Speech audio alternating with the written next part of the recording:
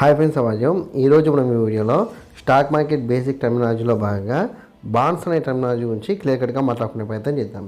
ఇక్కడ బాండ్స్కి సంబంధించిన డెఫినేషన్ చూస్తే కనుక it is a promissory note issued by companies or government to its buyers. It speaks about the specified amount held for a specified time period by the buyer. బాండ్స్కి సంబంధించిన Telugu definition చూస్తే కనుక బాండ్లు అంటే ఇది కంపెనీలు లేదా ప్రభుత్వం దాని కొనుగోలుదారులకు జారీ చేసిన ప్రామిసరీ నోటు. ఇది కొనుగోలుదారు ద్వారా నిర్దిష్ట కాల వ్యవధిలో ఉంచబడిన నిర్దిష్ట మొత్తం గురించి మాట్లాడుతుంది. ఇక్కడ బాండ్స్కి సంబంధించిన డెఫినేషన్స్ ఇవి.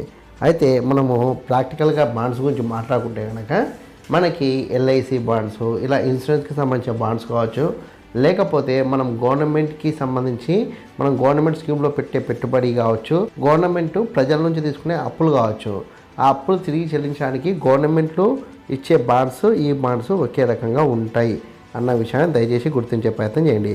సింపుల్గా మీకు ఇంకా ఈజీగా అర్థం కావాలంటే ఇంతకుముందుకు ఆంధ్రప్రదేశ్ గవర్నమెంట్ అమరావతి రాజధాని విషయంలో రైతులకు ఇచ్చిన బాండ్స్, ఈ బాండ్స్ రెండు ఒకే రకంగా ఉంటాయి. అంటే సింపుల్గా లాజిక్ ప్రకారం చూస్తే కనుక ఒక ఎల్ఐసి బాండు ఒక పర్సన్ పే చేసిన అనుకోండి, ఆ LIC bond value 1 lakh rupees.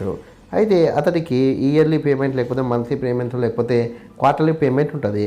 అతడు ఆ విధంగా పేమెంట్ చేసుకుంటూ పోతే 1 lakh పే చేయడు, కానీ తక్కువ మొత్తంలో 1 lakh కన్నా తక్కువ అమౌంట్ పే చేస్తాడు. కానీ ఒక టైం వచ్చిన తర్వాత, అంటే ఆ బాండ్కి సంబంధించిన టైం పీరియడ్ తర్వాత అతనికి ఆ 1 lakh అనేది తిరిగి ఇస్తాడు. వీటిని మనము బాండ్స్గా నిర్వచించవచ్చు. సో అంటే మనం పర్టికులర్గా అయితే బాండ్స్ గురించి అయితే ఇది టోటల్ వ్యూ. సో నేను ఇచ్చిన ఎక్స్ప్లెనేషన్ మీకు అర్థమైందని భావిస్తున్నా. ఈ వీడియో కనుక మీకు నచ్చినట్లయితే లైక్ చేయండి, కామెంట్ చేయండి, షేర్ చేయండి. ఛానల్ మట్టుకు ఖచ్చితంగా సబ్స్క్రైబ్ చేసుకోండి. జై హింద్, వందే మాతరం.